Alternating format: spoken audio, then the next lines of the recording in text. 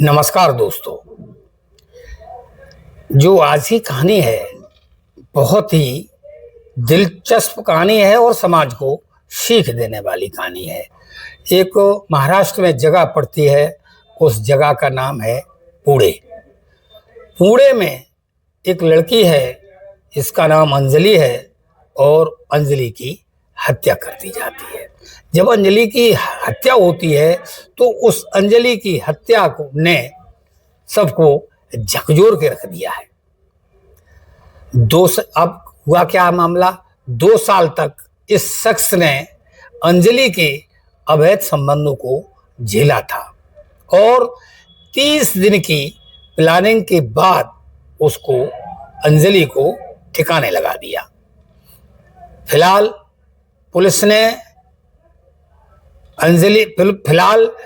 ने जो है उसे जाधव है, समीर जाधव उसका नाम है, उसके पति का नाम समीर जाधव है। समीर जाधव को अरेस्ट जरूर कर लिया है और ना कोई हथियार बरामद हुआ है और ना ही जो जिसकी हत्या हुई है उसका नाम अंजलि है, अंजलि की डेड बॉडी मिली है। पूरा मामला क्या था, हत्या क्यों हुई और मामला कहाँ का है, वजह क्या थी, ये सब जानने के लिए इसमें जो हमारे YouTube चैनल क्राइम डायरीज 9 में अंत तक बने रहिए। और वही बात फिर है कि इस चैनल को लाइक और सब्सक्राइब अवश्य करें और कमेंट भी करें। ज़्यादा इधर उधर से ना के मेन टॉपिक पर आते हैं। ये जो है वो जो कहानी है वो महाराष्ट्र से है, पुणे से है। अंजलि जो लड़का है, मोबाइल शॉप की दुकान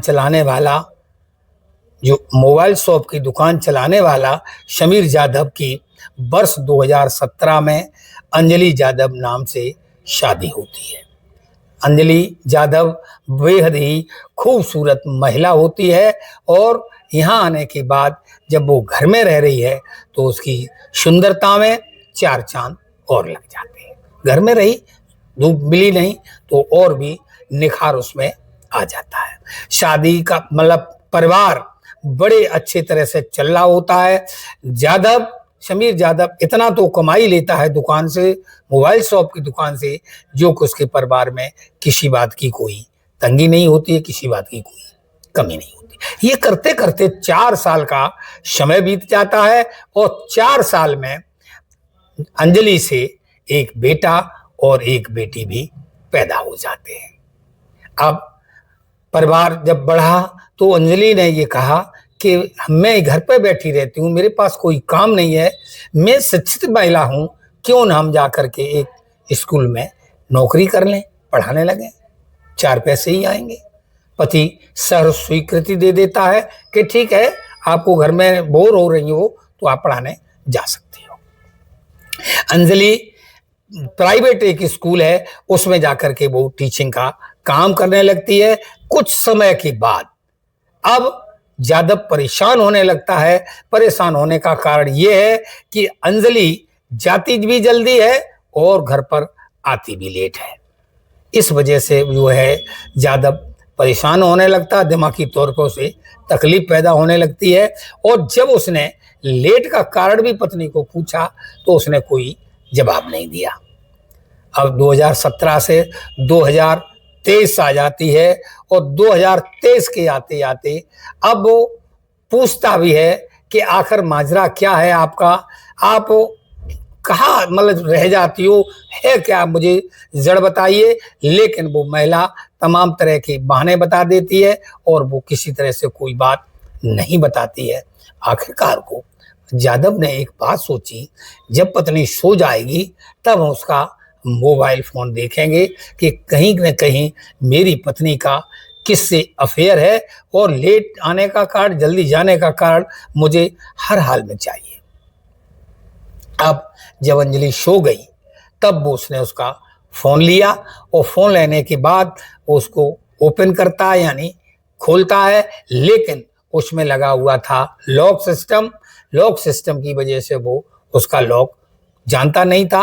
जब लॉक खुलता नहीं है तो वो अपनी पत्नी से, अब तो रात की बात है, वो फोन को रख देता है। जब सवेरा होता है तो वो उसका लॉक नंबर मांगता है, पत्नी टेर के मना कर देती है, कहती है आप अपने फ़ोन के मालिक, हम अपने फ़ोन के मालिक, आप हमारा फ़ोन ऐसे कैसे चेक कर सकते हैं।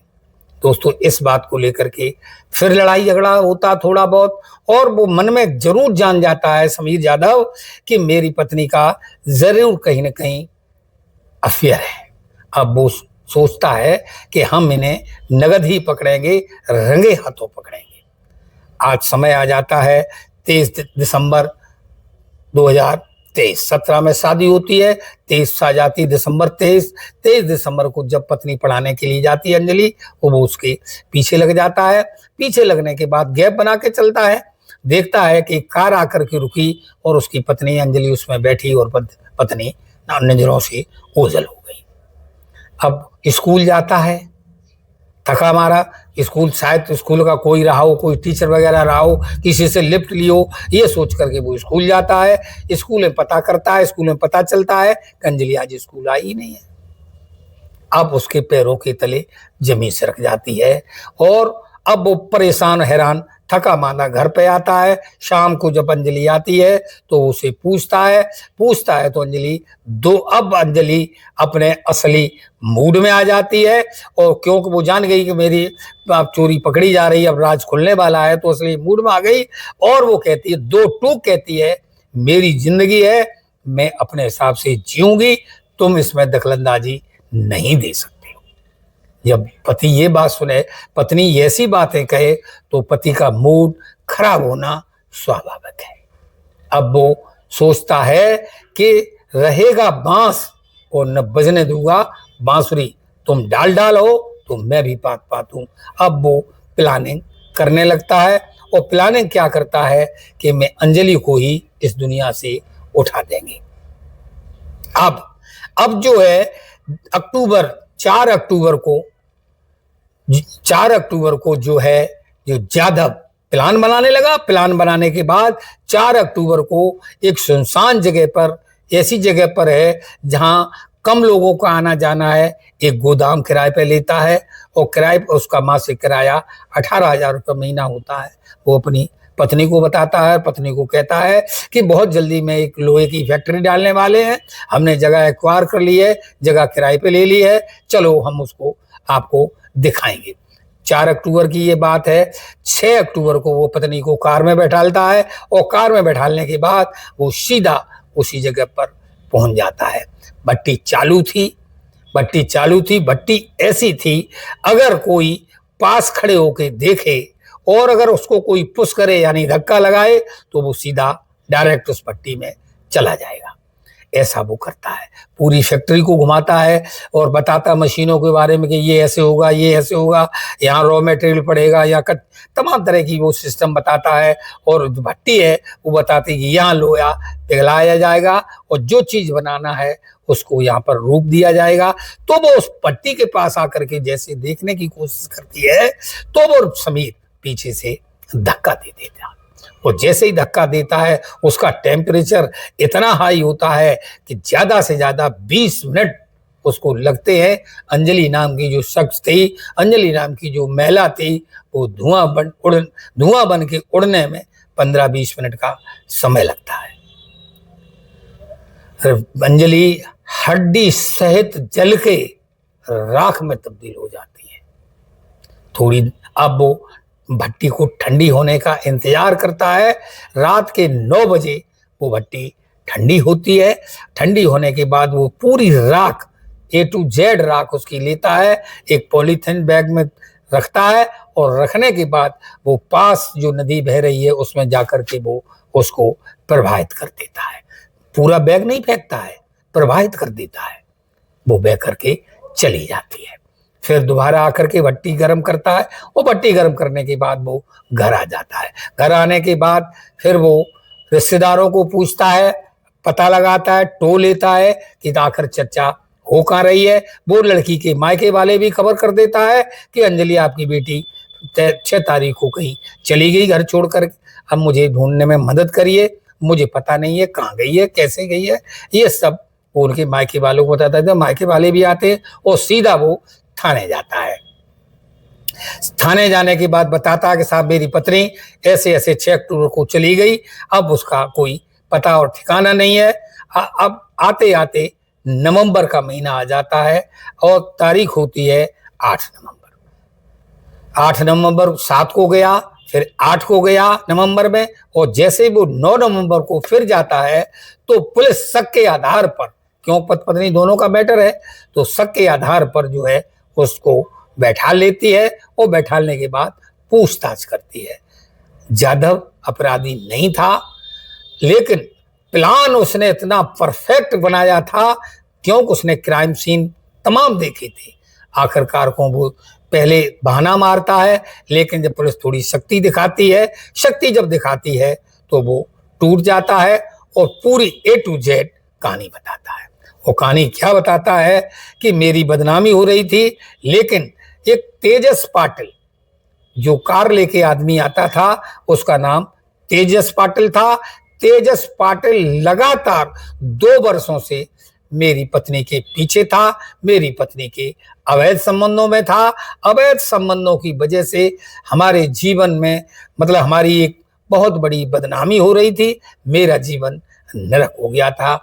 मैंने लाख उसे समझाया, लाख उससे बात की, सही रास्ते पे चलिए, मगर वो नहीं मानी।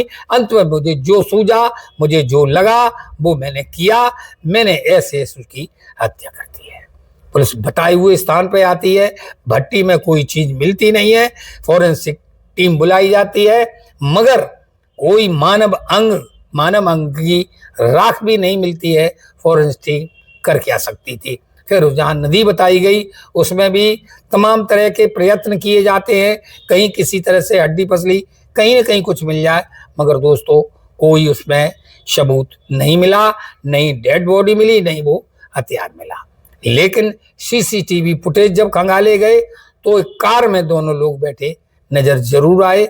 जानकार लोगों का कहना है, हमने इस संबंध में, ऐसा नहीं है, हमने इस संबंध में जो हमारे खुद के एक वकील हैं, उनका नाम है सचिन तिवारी इटावा, वो एक वरिष्ठ वकील है। सचिन तिवारी इटावा से जब इस संबंध में हमने बात की तो उन्होंने बताया कि ये केस अदालत में जाकर के टिक नहीं पाएगा। दोस्तों इस कहानी का सुनाने का मतलब को हैरान, किसी को परेशान करना नहीं है, लेकिन वही बात है, जागरूकता फैलाना काम है। कहानी जो घटी वो कहानी हम आपको जरूर सुनाते हैं, बढ़िया से बढ़िया कहानी लाने की कोशिश करते हैं, मगर अफसोस इस बात का है कि आप लोग कमेंट और लाइक नहीं करते हो। इस बात का मेरे अंदर दुख अफसोस जरूर रहता है। तो दोस्तों ये कहानी के बारे में जरूर बताइएगा, ये कहानी आपको कैसी लगी। नमस्कार, धन्यवाद।